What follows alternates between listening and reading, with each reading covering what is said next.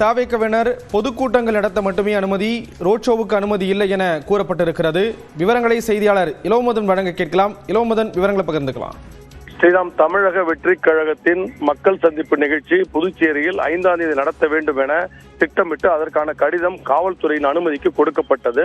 இந்த கடிதத்தினை புதுச்சேரி நிர்வாகிகள் கொடுத்த நிலையில் காவல்துறை தரப்பிலிருந்து எந்த ஒரு பதிலும் வரவில்லை.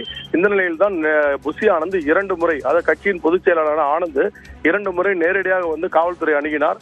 அதில் எந்த ஒரு பதிலும் கிடைக்காத நிலையில் நேற்று மாலை அவர் முதலமைச்சரை சந்தித்தார். அப்பொழுது இன்று காலை சந்திக்கலாம் என்று முதலமைச்சர் தெரிவித்தார். இந்த நிலையில் தான் ஆனந்த் மற்றும் ஆதவ் அர்ஜுன் ஆகியோர் முதலமைச்சர் ரங்கசாமி அவரது இல்லத்தில் சந்தித்தார்கள். அப்பொழுது முதலமைச்சர் காவல்துறை அதிகாரிகளுடன் நேரில் பேசிக் கொள்ளலாம் என்று கூறினார். இந்த நிலையில் தான் மதியம் 1:30 மணி அளவில் இதற்கான கூட்டம் முதலமைச்சர் அலுவலகத்தில் நடைபெற்றது. இதில் முதலமைச்சர் ரங்கசாமி, பொதுப்பணித்துறை அமைச்சர் லட்சுமி நாராயணன், காவல்துறை உயர் அதிகாரிகள் மற்றும் ஆனந்த் மற்றும் ஆதவ் அர்ஜுன் ஆகியோர் பங்கேற்றார்கள். இந்த கூட்டத்தில் காவல்துறை தரப்பில் தெளிவாக கூறப்பட்டது, ரோட் ஷோவுக்கு புதுச்சேரியில் அனுமதி கிடையாது. கரூர் சம்பவத்தை காட்டியும் உயர்நீதிமன்றத்தின் பரிந்துரை சுட்டிக்காட்டும் இதற்கு அனுமதி மறுக்கப்பட்டது. நீங்கள் வேண்டுமென்றால் பொது இடத்தில் கூட்டத்தை நடத்திக் கொள்ளுங்கள், அதற்கு அனுமதி தருகிறோம் என்று கூறப்பட்டது. அதே போல 5ஆம் தேதி என்பது மிக குறுகிய கால இடைவெளி, அதனால் வேறு ஒரு தினத்தில் தான் இந்த கூட்டத்தை நடத்த வேண்டும் என்று கூறியிருக்கிறார்கள். எந்த இடத்தில் கூட்டம் நடத்த வேண்டும் இடத்தை நீங்களே முடிவு செய்து கொள்ளுங்கள் என்று கூறப்பட்டது. இந்த புதுச்சேரியை பொறுத்தவரை சாலைகள் மிக சிறிய அளவில் இருக்கும்.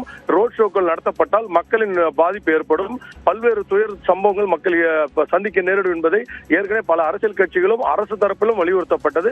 இதனால் ரோட் ஷோவுக்கு புதுச்சேரியில் அவர்களுக்கு அனுமதி வழங்கப்படவில்லை, பொதுக்கூட்டம் மட்டுமே நடத்த வேண்டும் என்று உறுதியாக தெரிவிக்கப்பட்டது. இதனால் ஒரு மன வருத்தத்துடன் தான் தாவேக்காவினர் வெளியே சென்றனர். அப்போது செய்தியாளர்கள் கேட்டபொழுது எந்த ஒரு பதிலும் சொல்லாமல் ஆனந்த் மற்றும் ஆதவ் அர்ஜுன் சென்றிருக்கிறார்கள். வரும்போது மகிழ்ச்சியாக சென்ற நீங்கள் போகும்போது ஏன் துக்கமாக செல்கிறீர்கள்?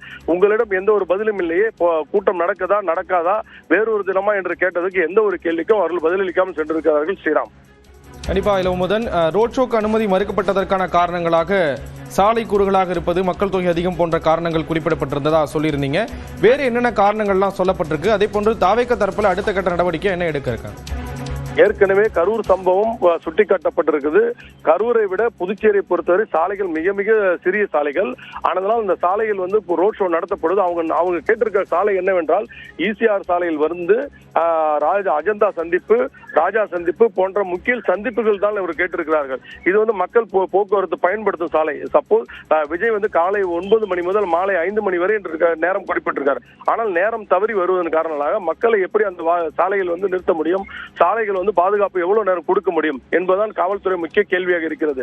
அரசியல் தலைவரை பொறுத்தவரை குறிப்பிட்ட நேரத்தில் வர வேண்டும். கரூர் சம்பவத்தை பொறுத்தவரை விஜய் மிக தாமதமாக வந்தார். அதனால் அது போன்ற சம்பவங்கள் புதுச்சேரியில் நிகழக்கூடாது, பொதுமக்களுக்கு சிரமம் ஏற்படக்கூடாது என்பதற்காக தான் பொது இடத்தில், அதாவது பொதுக்கூட்டம் நடத்தக்கூடிய இடங்கள், ஏற்கனவே ஜெயலலிதா, எடப்பாடியார் போன்ற தலைவர்கள், ஸ்டாலின் போன்ற தலைவர்கள் வந்து ஒரு குறிப்பிட்ட இடத்தில் தான் வந்து பேசுவார்கள்.